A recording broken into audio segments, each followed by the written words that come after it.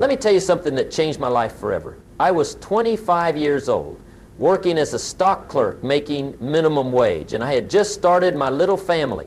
I was broke, discouraged, and wondering how I would ever make it. That's when I met my mentor, Mr. Shoaff. He said to me, "Jim, I'll teach you the lessons now that most people learn when it's too late." And what he shared with me over the next few years completely transformed my life. You see, I've learned that life teaches us all the same lessons. The question is, when? Some people learn them early and prosper. Others learn them late and suffer. The tragedy is not that life is short. The tragedy is that we wait so long to begin it. Today, I'm going to share 5 critical lessons that, if you hear them now and apply them, will save you decades of pain, lost opportunity, and regret. These aren't just ideas. They're principles that govern success and fulfillment. They're the same principles that allowed me to go from that minimum wage job to building several enterprises and speaking to millions around the world. The first lesson you must understand now, before it's too late, is that discipline always comes before results. Always. Most people have this backwards. They think when I achieve success, then I'll develop discipline. But that's not how it works.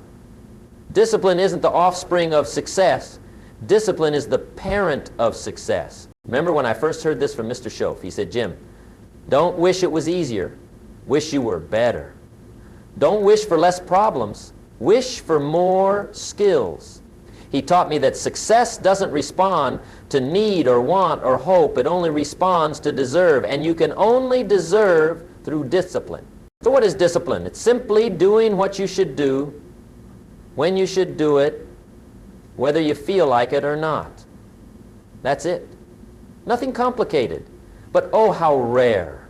The pain of discipline weighs ounces, while the pain of regret weighs tons. Yet most people choose to avoid the ounces today, only to carry the tons tomorrow. When I first started in business, I didn't want to make the calls. I didn't want to keep the books properly. I didn't want to get up early to prepare, and for a while I didn't. The result? Failure. Not because I lacked potential, but because I wasn't willing to pay the price of discipline. Then I decided to change. I started making a list of things I needed to do each day, and I didn't go to bed until they were done. When I didn't feel like reading, I read anyway. When I didn't feel like making calls, I made them anyway. When I didn't feel like getting up early, I got up anyway. And what happened? At first, nothing. But then, slowly, things began to change. Opportunities appeared. Results improved. My income grew, and most importantly, I grew. You see, discipline has 2 rewards. First, it creates results, but second, and perhaps more valuable, it creates character. And character will take you places money can't buy. Without discipline, potential is just potential. It's like having a field of fertile soil but never planting the seeds. What a waste.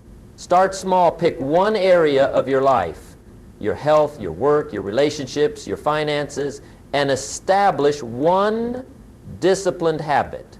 Maybe it's reading for 30 minutes each day. Maybe it's making 5 business calls before noon. Maybe it's saving 10% of every dollar you earn. Whatever it is, make it non-negotiable. Do it every day for 90 days and watch what happens. Not just to your results, but to you. Because discipline doesn't just change your circumstances, it changes you. The pain of discipline diminishes over time, while the rewards of discipline compound over time. What starts as difficult becomes natural. What begins as a burden becomes a blessing. You know what's interesting about discipline? It doesn't play favorites. It doesn't care about your background, your education, your connections, or your talents. It responds equally to everyone who practices it. I've seen people with extraordinary gifts fail because they lack discipline. And I've seen people with ordinary gifts succeed beyond measure because they mastered discipline. And remember this, what we do, we become. Every action is a vote for the type of person you wish to become. Want to be healthy? Every healthy meal, every workout is a vote for that future self. Want to be wealthy? Every dollar saved, every wise investment is a vote for that future self. Want to have extraordinary relationships? Every kind word, every moment of full attention is a vote for that future self. Discipline isn't just about doing. It's about becoming.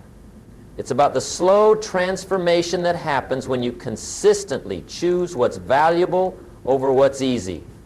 No one can do your push-ups for you. No one can read your books for you. No one can make your calls for you. And likewise, no one can reap the rewards that come from these disciplines but you. The second lesson you'll learn too late if you don't hear it now is that your circle of influence determines your ceiling of achievement. My mentor used to say, you are the average of the 5 people you spend the most time with. At first, I thought that was just a clever saying. But over time, I realized it was a profound truth. Think about it. Who are the 5 people you spend the most time with? What are their habits, their incomes, their attitudes, their ambitions, their conversations? Because like it or not, those things are shaping you more than you realize. Transformation happens in environments, not in isolation. The Navy SEALs understand this. That's why their training is so intense. They create an environment where excellence is the only acceptable standard. The human spirit rises to the level of expectation around it. I once had a young man approach me after a seminar. He said, "Mr. Rohn, I want to be successful, but I come from a poor neighborhood. Nobody around me has ever amounted to much." I asked him, "Do you have a library card?" He looked confused. I said, "With a library card, you can put yourself in the company of the greatest minds who ever lived, with books, with recordings, with seminars. You can create a new environment for your mind even while your body remains where it is." Your physical environment matters, but your mental environment matters even more. The conversations you have, the standards you adopt, the expectations you embrace, the questions you ask, all of these create the environment in which your future is formed. I had to face the hard truth that I was surrounded by people who were comfortable with mediocrity.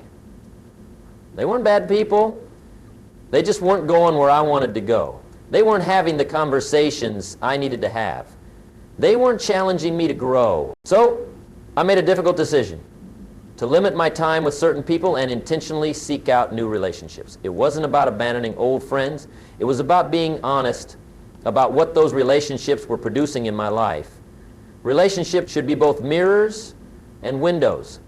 Mirrors that reflect who you are, and windows that show you possibilities beyond where you are. You need windows. You want to improve your finances, you need to spend time with people who know more about money than you do. If you want to improve your health, you need to spend time with people who are healthier than you. If you want to build a better business, you need to spend time with better business people. This isn't about being superficial or using people. It's about being intentional about the influences in your life. It's about recognizing that proximity is power. After you spend time with someone, ask yourself, did that conversation make me better? Did it challenge me? Inspire me? Educate me? Or did it simply entertain me, or worse, drain me? Some people add to your life, others subtract. Some multiply, others divide. You need to know the difference.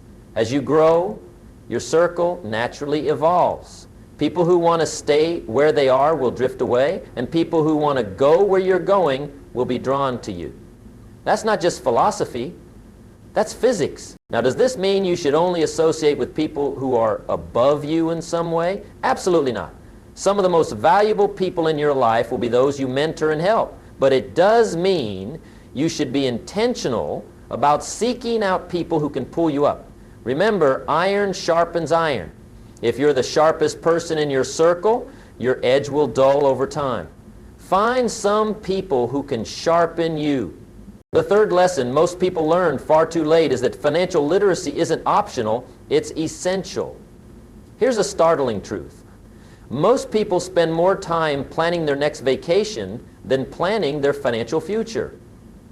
And then they wonder why money is always a source of stress rather than security. I was fortunate. My mentor taught me early that while making money is important, understanding money is even more important. He said, Jim, it's not what you earn that matters. It's what you keep, what you save, what you invest, what you protect. Let me tell you about a friend of mine. He made a fortune in his business, millions of dollars over his career, but he never educated himself about money. He trusted the wrong people. He made emotional investment decisions. He spent lavishly without a plan, and by the time he reached retirement age, he had to go back to work. Not because he hadn't earned enough, but because he hadn't learned enough about how money works. Don't let that be your story. Here are some basic principles that will transform your financial future if you apply them now. First, understand the difference between assets and liabilities. An asset puts money in your pocket. A liability takes money out of your pocket. Most people spend their lives accumulating liabilities while thinking they're acquiring assets. Second, pay yourself first. Before you pay bills, before you buy things, before you do anything else with your money, set aside at least 10%. This one habit, started early and maintained consistently, can create financial security all by itself. Third, avoid consumer debt like the plague. The interest you pay is money that could be working for you instead of against you. And the temporary satisfaction of having something now is never worth the long-term stress of paying for it later. Fourth, invest in your financial education. Read books, take courses, find mentors. The return on this investment will far exceed any stock or real estate deal you'll ever make. Fifth, create multiple streams of income. Depending on one source is risky. Develop skills and investments that generate money from different sources. Money is strange. We all want it. We all need it. But most of us were never taught how to manage it. We learn history, literature, mathematics, science, but not personal finance.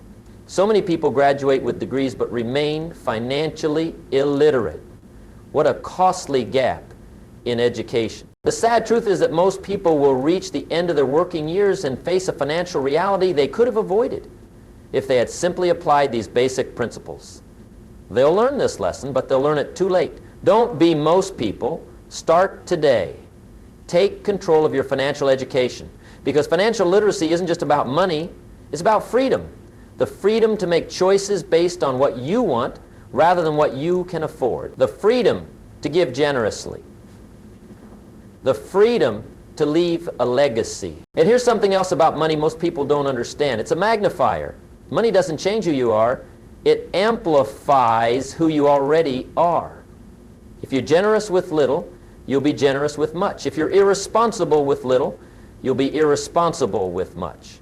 If you can't manage $100, 0 cents, why do you think you could manage $100, 0 cents? That's why developing your character around money when the stakes are low prepares you for greater wealth when it comes. There's another principle about wealth that took me years to understand. The moment you start valuing money for what it can buy, you've missed the point entirely.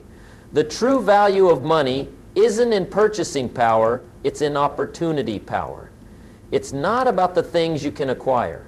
It's about the choices you can make, the problems you can solve, the good you can do, the dreams you can pursue. Most people chase money like it's the destination, when it's really just the fuel. It's a means, not an end. And until you see it that way, you'll always have a distorted relationship with wealth. You'll either worship it or resent it. Either way, you won't master it. The fourth lesson you must understand now is that personal development is not just a good investment, it's the ultimate investment. I'll never forget what my mentor told me. Jim, work harder on yourself than you do on your job. At first, I didn't understand. I thought success came from working hard at my job. But he explained, if you work hard on your job, you can make a living. If you work hard on yourself, you can make a fortune. Why? Because your income rarely exceeds your personal development. Think about it. Your earning ability is directly tied to your value in the marketplace. And your value is determined by your knowledge, your skills, your attitude, your character, all things that grow through personal development. I know a woman who spent 1 hour every day reading in her field. Just 1 hour. After 5 years, she had read over 1,000 hours in her area of expertise. She became one of the most knowledgeable people in her industry, and her income quadrupled. Not because she asked for more money, but because she became more valuable. Here's what most people don't understand. Formal education gets you a job, but self-education makes you a fortune. School teaches you how to make a living. Personal development teaches you how to design a life. And unlike other investments, no one can take this one away from you. Markets crash, businesses fail, jobs come and go, but what you become through personal development stays with you forever. So how do you invest in yourself? It's simple, but not easy. Read, not just for entertainment, but for growth. Read books that challenge your thinking, expand your knowledge, and inspire your action. The person who doesn't read is no better off than the person who can't read. Listen, find podcasts, audiobooks, and lectures from people who know what you want to know. Turn your car into a university on wheels. Turn your exercise time into learning time. Attend seminars and workshops. Yes, they cost money. Yes, they take time. But if you get just one idea that changes your life, wasn't it worth it? Find mentors, formal or informal, paid or unpaid, in person or through books. Find people who have achieved what you want to achieve and learn from them. Apply what you learn. Knowledge without action is just information. The real transformation comes when you take what you learn and use it to change how you think, feel, and act. Let me tell you what separates the successful from the unsuccessful. It's not talent. It's not luck. It's not circumstances. It's philosophy. Your philosophy determines your attitude. Your attitude determines your actions. Your actions determine your results. And your results determine your destiny. I've worked with people from every background imaginable. Some had every advantage, wealthy families, excellent education, powerful connections. Others started with nothing, poverty, limited education, no connections. And you know what I discovered? The ones who succeeded weren't necessarily the ones who started with the most. They were the ones who developed the best philosophy. Philosophy is how you see the world. It's how you interpret events. It's the meaning you assign to experiences. Most people never examine their philosophy. They inherit it from parents, absorb it from media, adopt it from friends. But the successful take charge of their philosophy. They choose what to believe. They decide how to think. That's why I say personal development is the ultimate investment, because it allows you to consciously develop your philosophy.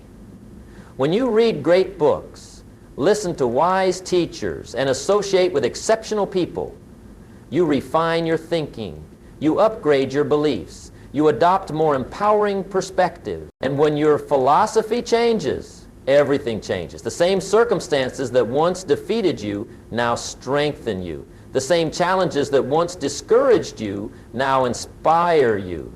The same opportunities that once intimidated you now excite you.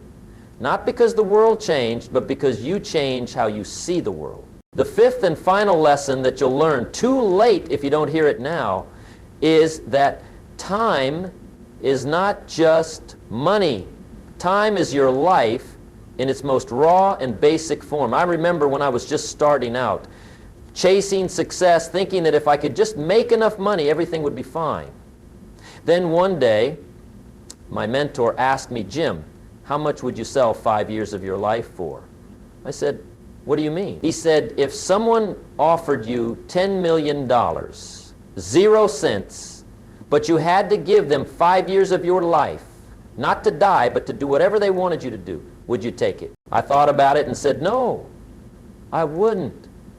And he said, "Then why are you giving away your time so cheaply now?" It hit me like a thunderbolt. I was trading my time, my life, for far less than it was worth. And I was doing it unconsciously without even realizing the transaction. We all have the same amount of time, 24 hours in a day, 168 hours in a week. Nobody gets more. The difference is in how we use it. Most people spend their time, few invest it. Most people let time slip through their fingers, few make it multiply in value. Think about it. How many hours do most people spend watching TV, playing video games, scrolling through social media, engaging in idle gossip, worrying about things they can't control? Now, I'm not saying recreation and relaxation aren't important. They are. But there's a difference between intentional rest and mindless distraction. There's a difference between activities that renew you and activities that simply consume you. Here's a sobering thought. Whatever you're doing right now, you're trading a day of your life for it. Is it worth it? If you knew you had exactly 1 year to live, would you spend your time differently than you're spending it now? Most people would. And that's the tragedy. We act as if we have all the time in the world, when in fact, our time is limited and uncertain. So how do you make the most of your time? Here are a few principles that have helped me. First, recognize that urgent and important are not the same thing. Many things that demand your immediate attention are not actually important to your long-term goals and values. Learn to distinguish between the two. Second, identify your high-value activities, the things that produce the most significant results, and prioritize them. Do them first when your energy and focus are at their peak. Third, eliminate or delegate low-value activities. If something can be done by someone else or doesn't need to be done at all, why are you doing it? Fourth, be fully present in whatever you're doing. Half attention leads to half results and twice the time. Fifth, create systems and routines that save you time. A good system allows you to achieve consistent results without reinventing the wheel each time. And perhaps most importantly, always keep the big picture in mind. Ask yourself regularly, is what I'm doing right now consistent with my highest values and most important goals? If not, why am I doing it? Remember, when you say yes to one thing, you're saying no to everything else you could be doing with that time. Make your yeses count.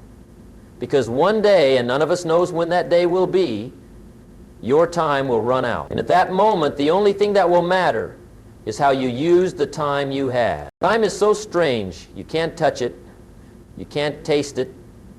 You can't see it. Yet nothing affects your life more profoundly. We talk about spending time, saving time, wasting time, killing time, as if it's some external commodity. But really, time is life itself. I often ask my audiences to imagine they have a bank account that gets credited with 86,400 seconds every morning. At the end of each day, whatever you haven't used gets deleted. You can't save it up.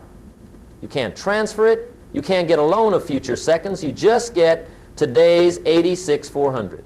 What would you do? How carefully would you spend them? How intentionally would you invest them? That's exactly how time works. Each of us gets those 86,400 seconds daily, no more, no less. And the quality of your life will be determined by how wisely you use them. Most people never think this way. They let their seconds slip away on activities that neither bring joy nor create value. They surrender their precious time to other people's priorities, other people's emergencies, other people's agendas. Don't make that mistake. Guard your time as the treasure it is. Learn to say no to things that don't align with your values and goals. Learn to recognize when an activity is just a distraction dressed up as something important. And most of all, learn to be fully alive in each moment, extracting all the meaning, joy, and growth that it offers. Here they are. 5 lessons that most people learn too late, but not you. Not if you take them to heart and act on them now. Discipline precedes results. Your circle determines your ceiling. Financial literacy is non-negotiable. Personal development is the ultimate investment. and time is your most precious currency. These aren't just ideas to think about, they're principles to live by. They're truths that, if applied, will transform your life. So let me ask you, what will you do with what you've heard today? Because knowledge without action is just information, and information without transformation is just entertainment. Will you develop the disciplines that lead to success? Will you elevate your circle of influence? Will you educate yourself about money? Will you invest in your personal development? Will you value your time as the precious resource it is? The choice is yours. But understand this, while you're making your choice, time is passing. Opportunities are appearing and disappearing. Life is happening. Don't wait, don't postpone, don't procrastinate, because the best time to plant a tree was 20 years ago. The second best time is now. Thank you.